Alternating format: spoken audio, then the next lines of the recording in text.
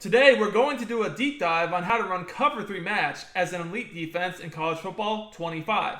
Now, Cover 3 Match is the best and most versatile match defense in the entire game, but most players don't know how to properly run it.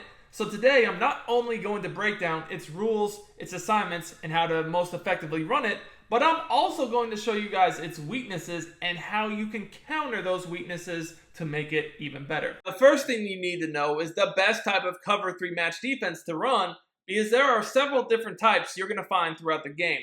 The first type is plays that are literally titled Cover 3 Match. Now, you can find these in many different formations, such as the 3-5 mint.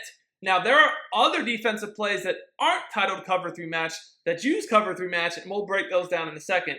But the plays that are titled Cover 3 Match, you're typically going to see that you're going to have a safety and a seam flat. Now, seam flats are actually made Cover 3 Match. If you're not having seam flats on your field, if you have other types of flat zones, you're not in a Cover 3 Match defense. Now, Cover 3 Match is much better than Cover 3 Zone.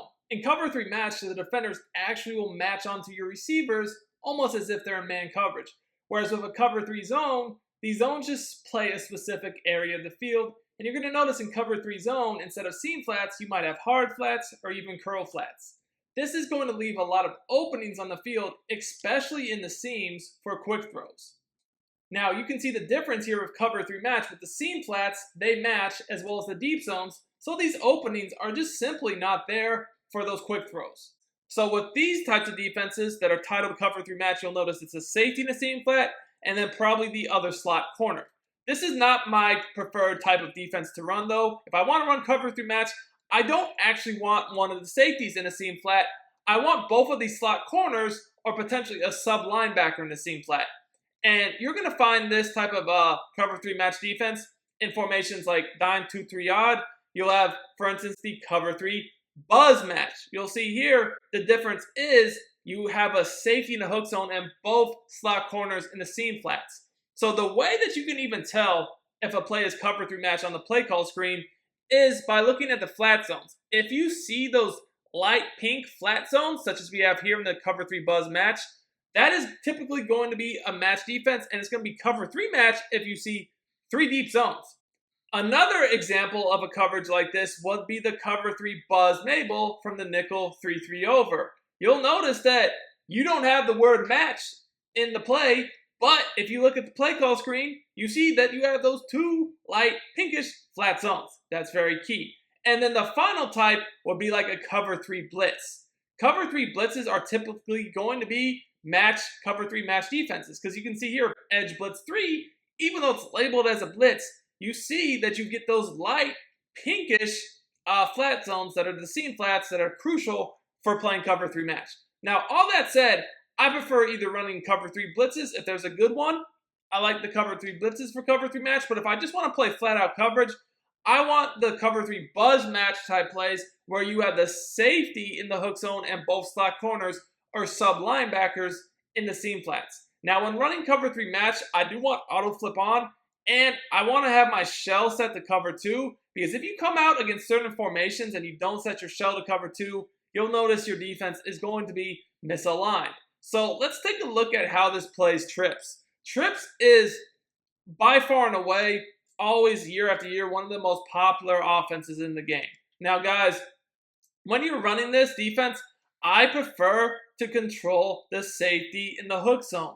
Now you really want, when you're going up against trips, to have the safety in the hook zone opposite the trips. You want the deep zone on the side of the trips, that way if they run verticals, which we'll get into a second here, it will be defended well. So now I'm going to break down how the coverage even plays, the rules, the assignments, some of the weaknesses, and how to make it even better. And if you're enjoying this content, make sure you subscribe to the channel, drop me a like, and comment on the video if you want more content like this. I'm dropping daily videos on this channel just like this. So let's first take a look at defending the flats, corners, crossers. Now you're going to see that one of the things you need to be aware of when running this defense, when you're using this guy right here, is crossers and posts coming over the middle of the field from the trip side. So like that's going to be my user job. You guys can see I help out on that, and we're able to get the sack. Now this defense does a tremendous job defending corner routes, because you'll notice these seam flats are going to do a great job matching, right? This is not open, And then also, this hook zone carries the crosser or the post right into my area of the field for me to help out and defend it. And you'll notice over here, this corner route also is not open because remember, our seam flats do a great job helping on those. However, what the biggest problem I would say with cover 3 match is going to be flat routes to the running back out of the backfield, especially when you have corner routes. When you have corner routes and a running back flat out of the backfield, cover 3 match does not do a good job against that, but we can easily counter it. So the easiest way to counter, if you want to get better at college football 25 and win more games, check out my college football VIP membership on sportsgamers.com. Put the link to order in the comments and the description. You will get access to all the content I release for college football all year long, including the best offense in the game, the best defense in the game, my secret A-gap blitzes, my rollout glitch, my run defense, and my pass defense, and much more. Let's dominate together, boys. These types of route combos is one of two things. So, first of all, if you have a defender blitzing, like this linebacker right here blitzing on the side of the running back, you can easily just man him up to the running back. Now, we don't have to worry about that. A lot of people might tell you to put a hard flat in place of the seam flat on the side of the running back, and that can be helpful, especially against the running back, but you don't really want to do that because when you put a hard flat out there on that side of the field, it's going to cancel your match principle, which you don't really want. So a better option would be just simply man them up, and you guys can see here, there is nothing open. Now remember guys, when you're running this type of defense, this is not a blitz, this is a coverage. So literally just make sure that you have good defensive linemen that are going to get pressure. Like for here, Texas is a great team because their front seven is really dominant. All right, guys, so now let's talk about defending verticals. Verticals is one of the most popular and effective route concepts out there. A lot of players go to this. They'll just come out in either 4 verticals or even the trips tight end verticals.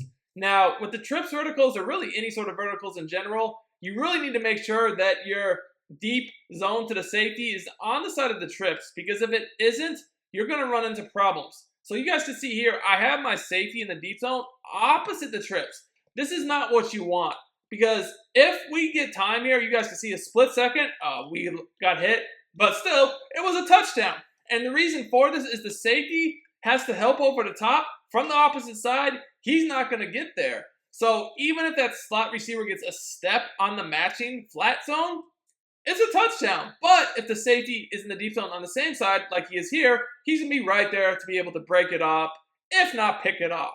So what is your user responsibility against 4 vertical type plays? You basically just want to play in the hook zone opposite the trips and help out on that crosser. Now you'll see here, that deep zone is in good position to defend it because the tight end does not go vertical. That deep zone can simply fade back and eventually be in the vicinity of the deep crosser. But you just want to play it initially so they can't throw it quickly. Now over here, you'll notice that the seam flat is matching the vertical, but then the tight end crosser gets picked up by the hook zone on the left of the screen, or tight end drag, I should say. There's nothing open. Now, another type of popular play people spam from these formations is level sail, where you have this tight end, running back flat combo with the in routes coming over the middle. Now, remember, we can just take the linebacker that's blitzing on the running back side, whether he's an inside backer or an outside backer, man him up. That way, we don't have to get rid of the seam flats. Now, remember, as your user responsibility opposite the trips on the safety, you're looking over the middle. So if you see a route breaking over the middle, simply help out. It's going to get matched, but you just want to help make sure they don't have any quick openings.